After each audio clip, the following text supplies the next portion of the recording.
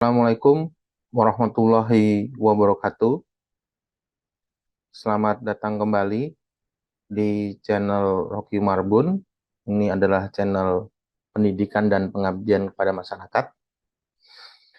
Channel ini akan eh, khusus untuk episode ke-5 nih ya, akan menerangkan tentang salah satu artikel yang sudah pernah saya publikasikan melalui Jurnal Hukum dan Peradilan milik Mahkamah Agung. Ya. Cuma judulnya bukan ini, tapi ini judul ringkasan aja. Dan sudah saya terbitkan tahun 2018. Ini judulnya Falasi, Sesat Pikir, Argumentum et Verecundiam dalam Multivering Vonis Pertimbangan Hukum. Nah,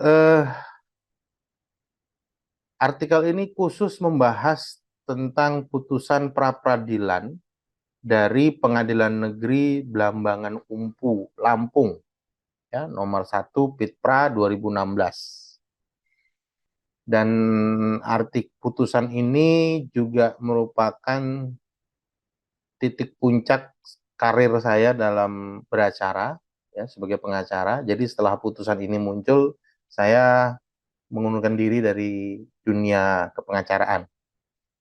Mudah-mudahan masih konsisten untuk jadi dosen ya.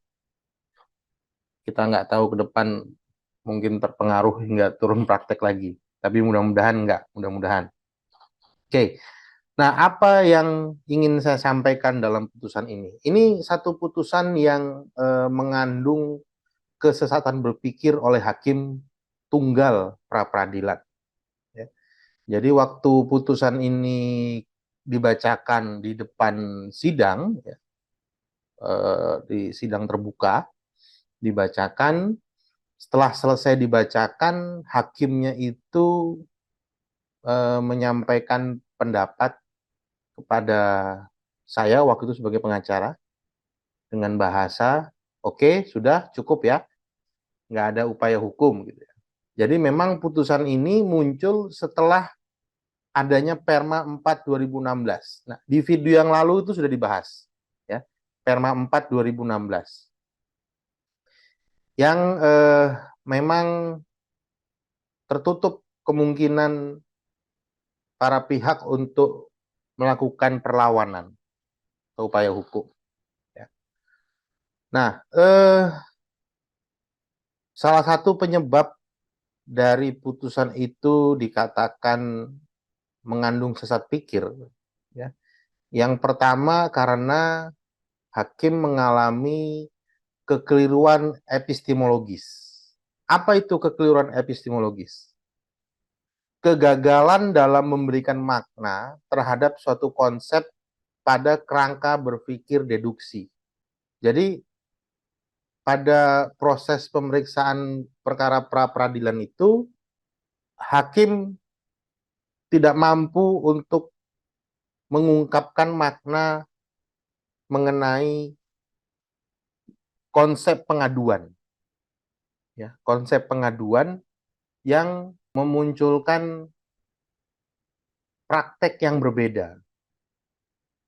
Di dalam ranah praktek penyidikan, ya, di Polri gitu ya, kalau ada konsep pengaduan itu memunculkan suatu tindakan hukum yang seolah-olah pengaduan itu adalah berasal dari laporan masyarakat. Sehingga ada beberapa proses yang harusnya masuk dalam ranah penyelidikan terlebih dahulu, tapi dianggap sama dengan seperti tertangkap tangan. Seperti tertangkap tangan. Sehingga ranah penyelidikannya dilewati. Nah, sedangkan konsep pengaduan dalam KUHP itu sama dengan pelaporan biasa. Cuma bedanya konsep pengaduan dalam KUHP itu ada orang yang mengadu dan ada yang diadukan. Sedangkan konsep laporan biasa itu ada orang yang memberitahukan kepada negara tentang terjadinya satu tindak pidana.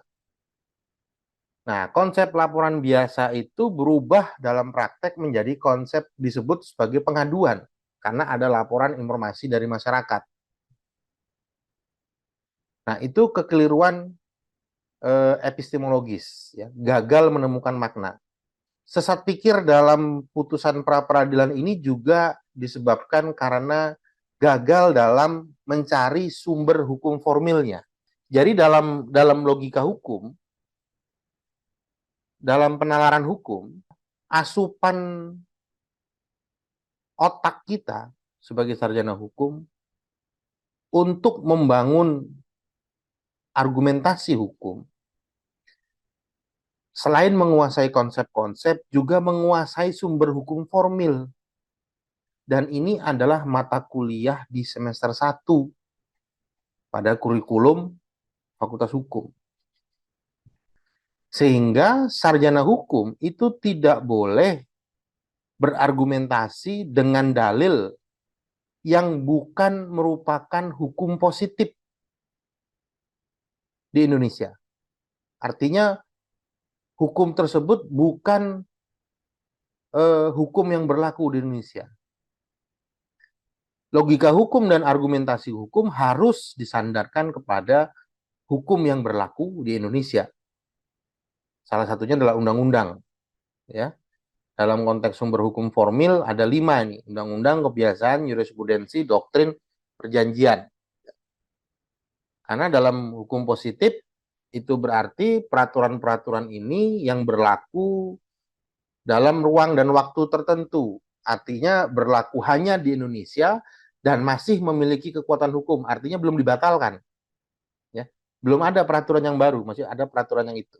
Nah, pertimbangan hakim tunggal pra-peradilan itu mengalami 2 hal ini. Apa yang dikatakan dalam pertimbangan hukumnya? Dikatakan hakim itu mengatakan begini di awal. Hukum acara pidana hanya boleh ditafsirkan secara legalistik formal. Nah, sampai situ benar. Ya, sampai situ benar. Dan saya sependapat legalistik formal. Tapi kemudian dalam pertimbangannya muncul ya satu argumentasi yang dalilnya bukan dari hukum nasional. Oleh karena itu perbuatan penyidik sudah sesuai dengan Miranda Rules.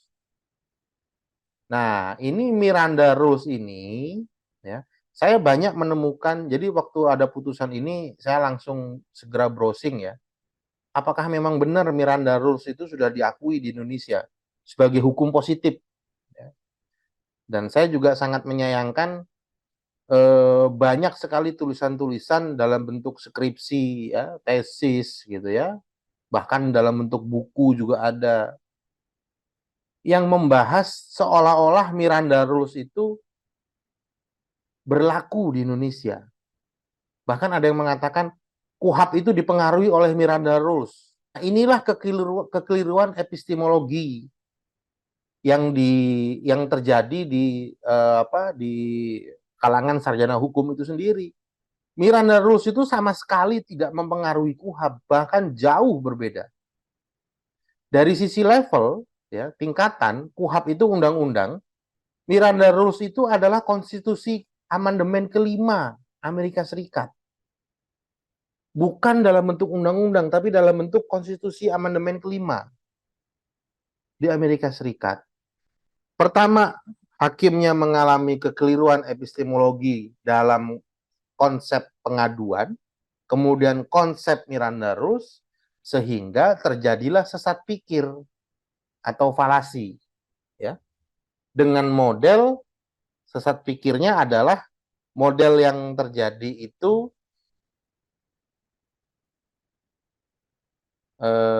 ini modelnya. Ya. Argumentum et verecundiam. Suatu pendapat yang didasarkan kepada otoritas yang salah. Otoritas itu artinya hukumnya. bukan hukum positif, tapi dijadikan dasar untuk membuat pertimbangan hukum, dijadikan dasar untuk membuat suatu putusan. Nah, cilakanya,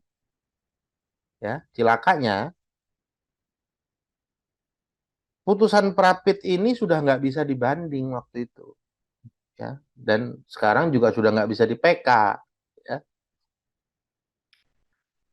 sehingga kita tidak bisa menguji apakah putusan pra peradilan ini benar atau tidak. Yang lebih cilaka lagi, di dalam sistem kekuasaan kehakiman, salah dalam menggunakan dalil itu bukan dasar, ya, bukan dasar untuk membatalkan suatu putusan. Atau yang paling tepat mungkin bahasa saya adalah salah dalam melakukan interpretasi. Kalau salah dalam menggunakan dalil mungkin masih bisa dibantah dengan salah penerapan hukum. Masih ada yang bisa berargumen di situ. Tapi kalau salah dalam menafsirkan konsep, itu parah justru. Dan itu bukan pelanggaran hukum. Bahkan juga bukan termasuk ke pelanggaran etik. Sehingga tahun itu, 2016 itu, saya tidak berkutik. Mau dilaporkan ke KY nggak bisa, karena KY itu hanya urusan etik. Mau dilaporkan ke Bawas nggak bisa, karena hakimnya sopan dalam persidangan, baik orangnya, ngomongnya sopan santun, gitu ya, perilakunya baik. Mau dibanding nggak bisa, mau dikasasi nggak bisa, mau di PK nggak bisa. Akhirnya harus terima apa adanya, pasrah di situ. Nah, inilah bahayanya kalau pra peradilan itu nggak bisa diuji. Setidaknya itu bisa diuji dari bahwa kesalahan dalam melakukan penafsiran itu merupakan kesalahan etik supaya hakimnya itu sadar kalau dia salah. Nah, nanti ada lagi perkara, ya, Prapit juga, terjadi juga hal yang sama. Ya, nanti akan saya buat videonya. Supaya masyarakat tahu bahwa inilah celah lobang besar dalam hukum acara pidana yang tidak disadari oleh eh, negara. Ya. Nah, sehingga bagaimana antisipasinya? Ya. Kalau kita habis mengkritik, kemudian kita harus kasih solusi gitu ya. Tapi yang jadi masalah di situ justru. Solusinya nggak ada. Ya. Nggak ada solusinya. Kita bisa mungkin, pengacara mungkin bisa membuat suatu permohonan Prapit yang bagus sekali dengan menghadirkan saksi-saksi, dengan menghadirkan ahli-ahli pidana misalnya. Tapi kalau hakimnya tidak paham suatu konsep sehingga dia salah dalam melakukan interpretasi, itu menjadi percuma kita melakukan konstruksi argumentasi di dalam permohonan pra peradilan. Nah, mudah-mudahan banyak lawyer-lawyer yang mau bersuara terhadap atau dosen-dosen ya, dosen-dosen lain yang mau menyuarakan itu di kelas-kelas, ya, di kelas-kelas, di jurnal-jurnal nasional, disuarakan bahwa setidaknya dalam dalam artikel ini Miranda Rules itu bukan hukum positif, jangan digunakan, ya, jangan digunakan. Kalau misalnya digunakan maka harus ada sanksi. Yang paling tepat sebenarnya sanksinya adalah putusan itu harus dibatalkan. Sehingga Mahkamah Agung sebagai pemegang kekuasaan kehakiman harusnya memberikan peluang untuk bisa menguji pertimbangan hukum dari hakim. Itu nanti teknik dalam politik hukum untuk hukum acara pidana. Oke, nah itu artikel yang pernah saya tulis ya. Sehingga ini tadi juga sudah saya jelaskan terjadinya falasi ya, jenis falasinya ini. Jadi salah dalam menafsirkan konsep akan memunculkan kesalahan dalam membuat kesimpulan. Baik, kita akan ketemu lagi di video yang ke-6. Juga nanti akan mengangkat artikel yang sudah saya buat, ya, supaya tujuannya hanya satu, ya. Tujuan video ini hanya satu, agar masyarakat itu paham posisinya, bisa melakukan perlawanan terhadap hal-hal yang merugikan dia. Ya. Karena memang hukum acara pidana, saya ingatkan kembali pada dua video sebelumnya, hukum acara pidana tujuannya adalah mengontrol aparat penegak hukum. Sehingga ketika ada penyalahgunaan wewenang harus dilawan. Nggak boleh diem. Kalau diem, nanti korbannya makin banyak. Dan yang saya tulis ini sifatnya parsial ya, nggak general. Jadi nggak semua hakim seperti ini. Ya. Banyak juga hakim yang bagus. Nggak semua penyidik seperti ini. Banyak juga penyidik yang bagus. Artinya artikel-artikel saya ini hanya khusus untuk membahas penegak hukum yang menyalahgunakan wewenang. Baik, kita ketemu lagi di video ke-6. Cukup sekian sampai di sini. Terima kasih. Assalamualaikum warahmatullahi wabarakatuh.